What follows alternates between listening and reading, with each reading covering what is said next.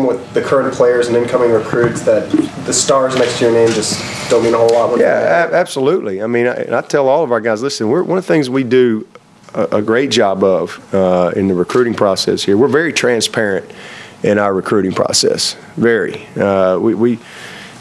upfront about things as far as the way we do things, why we do things that way, our philosophies. I hate the term de-recruit. Got to go de-recruit somebody. I hate that term because that implies that you aren't who you say you are, if you will. Yes, you got to.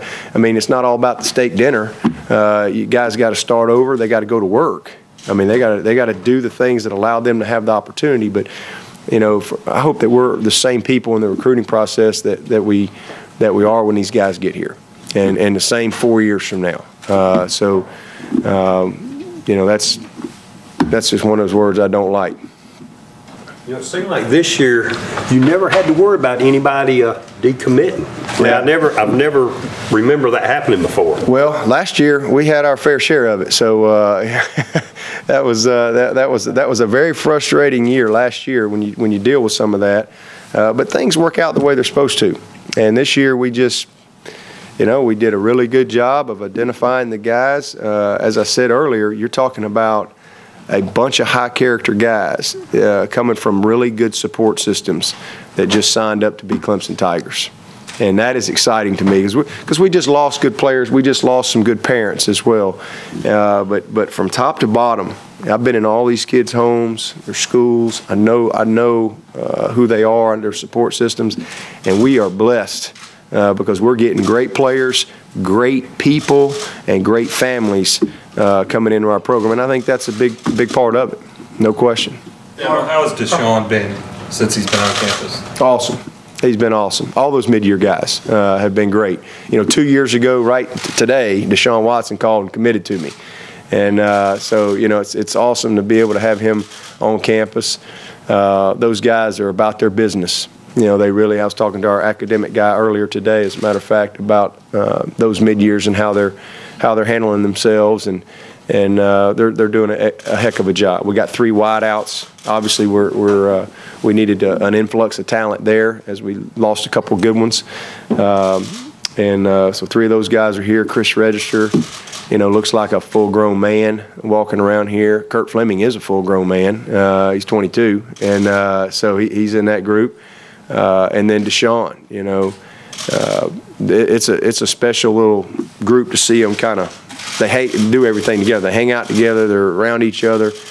So they got a good support system to help them get ready. But they're excited. They're excited. They've been out working out and doing things on their own on the side, and they're just eager to get going and start the process. Is Deshaun going to be okay for spring practice, or is that still? Yeah. Oh yeah, he's fine. Yeah, he's doing it. Yeah, he's good to go. Sebastian, you mentioned how you think there should be an early signing period. Do you think we're any closer to seeing that happen? I don't. It doesn't seem like it's a high priority. From conversations that I've had when we've been in some of the head coach meetings and things like that. We were out at the convention, talked a little bit about it. The one positive, we had more head coaches in that meeting this year than any of them that I've been to, which was good because there was a lot of good discussion on a lot of topics. But I just think there's a lot of plates spinning right now on a lot of different things, and that just doesn't seem like it's a high priority. I do think we will have one at some point. Who knows what all is going to come down the pipeline over the next year or so as they keep discussing about a lot of different changes. Maybe that gets to be a part of it. But I definitely think that it's something that should happen. This time last year you had a lot of rule changes coming into place. You had to turn up seed. Can you talk about how his staff and what they've done, and what's the difference between him and Jeff Scott and their roles? Well, Thad's here 24/7, and Jeff's on the road all the time, and Jeff's in meetings. Jeff coaches. There's a lot of moving parts, and Thad has been able to kind of organize some things a little bit better. We've built some facilities, kind of a recruiting center, if you will, and he's just done a really good job, and he's still learning too, because he's trying to get through that first year cycle here and how we do things and why we do things the way we do them. But Jeff is, still got his hand in everything, but it's really, taking a lot off him. I mean, he's very involved in our game planning. He's very involved in the day-to-day operations, what we do football-wise. So not having to pull him out of some meetings and things like that. Everybody's got their plate full around here with responsibilities and what they're charged to do. And it's just, that's just that little extra piece that we needed to help us be as efficient and as organized as we want to be, and as proactive as we can be in the recruiting process, and just another support to the coaches, because again, it is a fast-moving world that changes every day and never stops. Used to, you'd sign a group of guys, and man, you really, to be honest with you, you really didn't get started till like mid to late March on getting ready to go out in April and May for your next year's class. Well, now, I mean, when we go out in January, we really spent this past January on 2015. I mean, it never stops. I mean, we're talking to 16s today on the phone. I think my son's a 17. I about called him. Check on Will today. See if he's still liking Clemson. But it just never stops. It never stops. It's just a different world than what it used to be 5 years ago, and especially 10 or 15 years ago. So just having great support in place to kind of help that machine keep moving and keep up with all the information that's happening every day it has been great. So we got a good structure here, a good support system, and same thing with Brad Scott. Man, he's just awesome. I mean, he is just awesome in the job that he does. How about the role of preferred walk-ons and gray shirts in the recruiting process? Preferred walk-ons, that just means that they got a spot in your 105. They're not going to have to try out. That's basically what that means.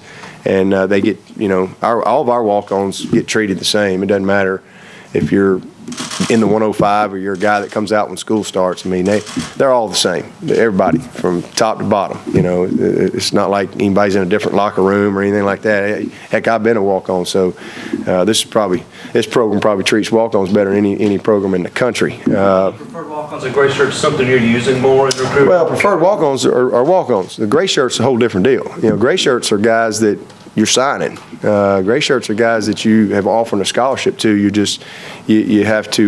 maybe don't have, like this year, we didn't have enough spots. We didn't have that many seniors. We had a little bit of attrition with some juniors, and had a couple guys that can't play anymore and all that. But we still don't have a room for a full class. So you got a few guys that you really want to sign that you didn't have a spot for. So we tell them up front, listen, we want to sign you, but you'll have to wait till January to come in, and or you got to pay your way the first semester. That's kind of an option that you give them. But Stanton Seckinger was a gray shirt, for example. We've had a few gray shirts over the years that you may have known about, you may not have known about, because most of the time it works out and you're able to bring them in. Somebody transfers, somebody doesn't qualify, whatever, and you bring them in. But we're very upfront with that. When we do have situations like that, we tell them, and we'll have a few guys this year that we really like, that we think fit what we do here and how we do it, and we wanted to sign them because they won't come in until January of 15, but we felt like they were worthy of that and fit our ultimate objective. Do you see a time when junior college players start to be an emphasis on the recruiting trail? Well, they're an emphasis everywhere but here. There's junior college guys signing everywhere. I don't know when the last time we signed a junior college guy here. I definitely believe in developing through the draft, if you will, as opposed to the free agent market. I believe in that. Guac, I don't know, you're a baseball guy, you may feel opposite, but I believe in having a good draft and developing our players.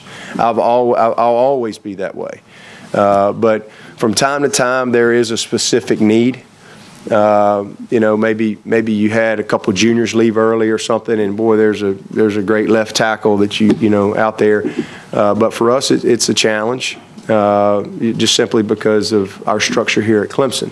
You know, I mean, it's not that we can't get them in. It's just, you know, you got to meet the degree completion percentage, and we don't have a lot of degree programs here that you know usually will work out for a guy to come in from a junior college and meet that completion percentage. So that's really the issue that we have here. From time to time, you'll find a guy that might fit that, but that is a challenge, you know, because we compete against that.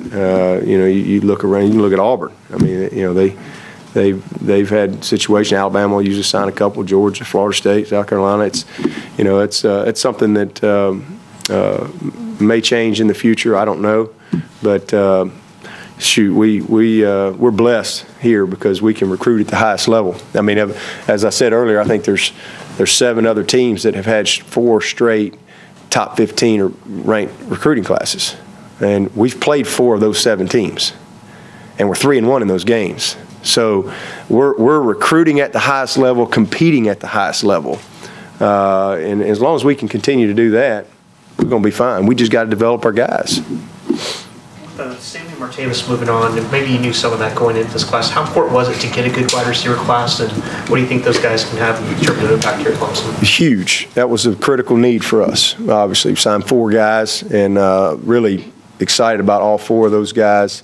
Having 3 of them here is a big-time blessing, you know, because we get a chance to coach them all spring, and just by the time we get to August, you know, it ought to be like they're all been redshirted kind of guys. That's a real blessing to have Artavis here, Damari, and Kyron, to be able to coach them, go through spring, go through the off season, you know, go out there and make mistakes when the scoreboard doesn't count, and then go and learn and grow from that this summer, to develop the chemistry with the quarterbacks.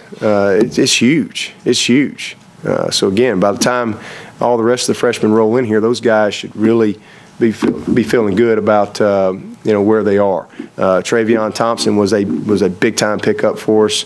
I'm excited about him. Big guy that can run, great ball skills, and another great kid. So he'll join us in the summer. But we needed to again have. I love the guys we got. We got a good group coming back, but we needed an influx of talent there, and I think we hit a home run.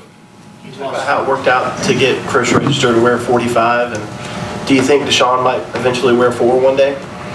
45, well, heck, there wasn't hardly any numbers left, to be honest with you. That's one of the things, man, you talk about a nightmare, managing these numbers and the roster. That's probably the hardest thing that I have to do. These guys, they all want number 1, you know, and that ain't going to happen. But 45 was a number that was open, and it was kind of neat that, you know, he's coming from up there at Dudley, and obviously where Jeff Davis came from. And man, I love Chris Register. I mean, that is a full-grown man, and he's battling up. He's not really doing a lot right now because he had actually played probably his last 2 or 3 games with a stress fracture, and so he's just kind of got to let that heal up, and hopefully we'll get him ready here by the time we start spring ball. But man, oh man, is he a great kid. And 2 things I can tell you about him. He's going to be a low-maintenance player, and he's going to be tough. That is a great pickup for us, and hopefully he can do some good things with that number 45 and overcome that other guy that wore it a few years ago. You think he'll stay a linebacker? Yeah. I mean, you know, that's where he's at right now. We're going to start him out at Mike. We ain't nothing wrong with having a big Mike backer now, but you know, if he's a guy that continues to grow or something and outgrow the position, you can always move him. But he's a guy we think can definitely play Mike backer. You've been on a guy like Richard Jurgen for a couple of years now. I mean, did you feel good about him this morning? Yeah. Oh yeah. I've known he was coming for a while. You know, he's a great kid, and he was really in a tough situation. We were actually his first offer, and you know, it wasn't a situation where really continue to recruit him. He actually called us and wanted to take a visit, and